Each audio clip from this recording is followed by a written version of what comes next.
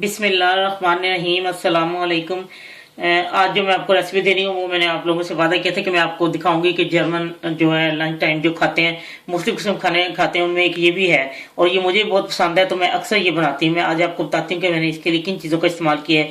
इसके लिए मैंने लिया है एक लेग पीस पूरा और इसको मैंने साफ करके तो ये इसको धो के इसको खुश कर लिया और उसके बाद मैंने 2 अदद कैरेट ली थी, उनको छील के उसके ऐसे छोटे छोटे पीस कर लिए और 2 पोटैटो मैंने लिए हैं, 2 पोटैटो, इनको मैं अभी बॉईल करती हूँ। और ये सॉस है जो मैं इसके साथ बनाऊंगी, ये चिकन का सॉस है, ये पाउडर होता है, इसको पानी में बनाना होता है। तो ये मैं इन दोनों चीज़ों को उबलने के लिए रखती हूँ और इसको अलग बॉईल करती हूँ। तो मैं आपको दिखाती हूँ मैंने कैसे बनाना है।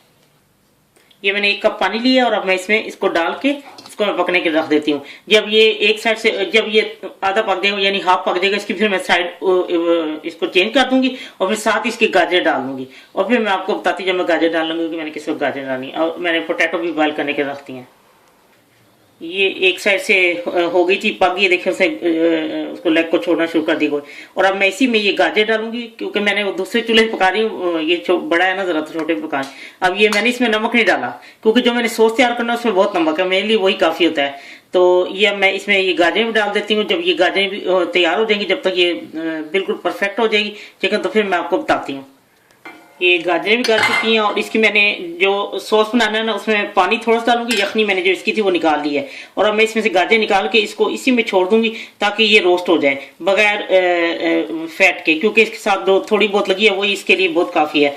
और जो वो जर्मन लोग हैं वो यूं करते हैं कि इसको वो ओवन में इसको चिकन को तैयार करते हैं और आलू को भी उबाल लेते हैं और गाजरों को भी साथ फिर उसके सॉस बना लेते हैं। लेकिन मैं इसको ओवन में नहीं कर रही, मैं इसको देखी में हमेशा करती हूँ। मैं आपको बताती हूँ कि अब मैं ये बाहर निकाल के आपको दिखाती हूँ ये रोस्ट कैसे मैंने इसको करना है। अब मैंने गाजर इसमें से निकाली और मैं इसको ढक के रख देती हूँ। ये जब एक साइड से रोस्ट हो जाएगा फिर दूसरी साइड में करती हूँ। ये देखें मेरी इस तरह मुझे ये रोस्ट इस तरह की लाइट रोस्ट पसंद है। अब मैं इसको उतार के अब मैं आपको बताती हूँ सॉस कैसे बनाना है। मैंने आपको बताया था कि इसमें मैंने वो जो यखनी थी इसकी वो उसमें डाली थी और थोड़ा सा मैंने पानी डाला है और अब मैं इसमें से जितनी मुझे ज़रूरत होगी मैं इसमें से डालती जाती हूँ और साथ में हिलाती जाती हूँ। देखती हूँ जब ये कितना काफ़ी है गाढ़ा हो जाता है तो फिर मैं इसको उतार लेती हूँ। ये अब गाढ़ा हो चुका है, ये देखें ये कितना गाढ़ा हो गया। अब मैं इसको उतारती हूँ और आपको मैं दिखाती हूँ मैंने कैसे सारा ऊपर डालना है उसके। ये सॉस भी तैयार हो चुका है और अब मैं इसके ऊपर ये पोटैटो मैंने बॉईल कर लिए थे और ये कैरेट को भी कर लिया था और चिकन आपको मैंने बताया कि मुझे इतना ही रोस्ट अच्छा लगता है। और मैं आपको बताती हूँ ये इसके ऊपर ऐसे ये देखें बेहतरीन जर्मन लंच तैयार है, बहुत ही मजे का है। आप यकीन करें इसको मैं तो तकरीबन 1 वीक 1 टाइम एक दफ़ा ज़रूर बनाती हूँ। मुझे इतना ये पसंद है और बहुत ही अच्छा है। इसमें कोई ये नहीं है कि बहुत ज़्यादा इसमें फैट है। ये देखें हर चीज़ जो सेहत के लिए अच्छी है, हेल्दी है, कोई इतना इसको भून भून के नहीं पकाया ये इसमें। और मैंने उसमें नमक नहीं डाला, मैंने आपको दिखाया क्योंकि इसमें नमक काफ़ी होता है। तो उम्मीद है जब आप लोग ये ट्राई करेंगे आप लोगों को पसंद आएगा।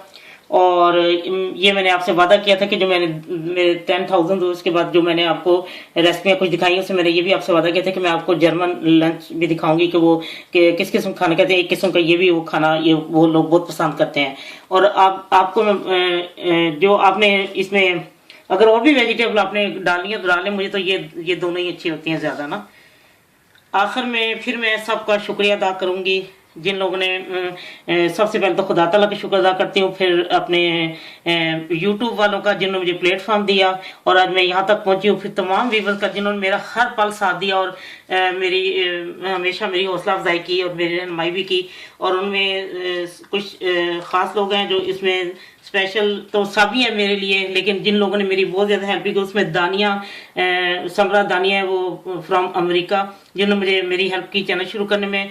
फिर सज्जाद मुगल साहब हैं जिन्होंने मेरी ऑडियो और बनाई वीडियो गाने की और नात की, उन्होंने मेरी बहुत ज़्यादा हेल्प की, उनका भी तहे दिल शुक्रिया। आप उनके चैनल पे जाके एक दफ़ा ज़रूर विजिट करें। उनके खूबसूरत आवाज़ और खूबसूरत गाने बहुत ही ज़बरदस्त उनके जो है ना वो उनका चैनल है, आपको ज़रूर पसंद आएगा। हर किस्म के गज़लें भी हैं, गाने भी हैं, क्लासिक की मौसीकी भी है। जैसे वो उन्होंने मेरी बहुत हेल्प की, उनका बहुत बहुत शुक्रिया। और फिर अब आखिर में जो है वो जर्मन लाइफ विद देसी मॉम, ये इन्होंने मेरी बहुत ज़्यादा हेल्प की है। जो मैंने ईद के लिए वीडियो बनाई थी उसकी एडिटिंग इन्होंने की थी।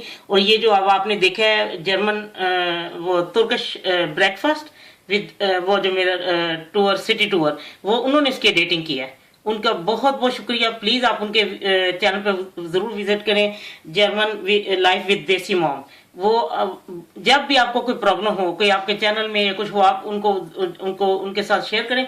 वो आपको वीडियो बना के बताएंगे कि कैसे ये आपका प्रॉब्लम हो सकता है। प्लीज़ आप उनके चैनल पे ज़रूर जाएं। इन सब सज्जाद मुगल साहब के और ये जर्मन जो है लाइफ विद देसी मॉम, इनके आप चैनल पे ज़रूर जाएं, आपको बहुत अच्छा लगेगा।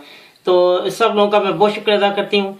और आखिर में यही है कि आप लोग ये खाना खाएंगे, बनाएंगे, बहुत आपको अच्छा लगेगा।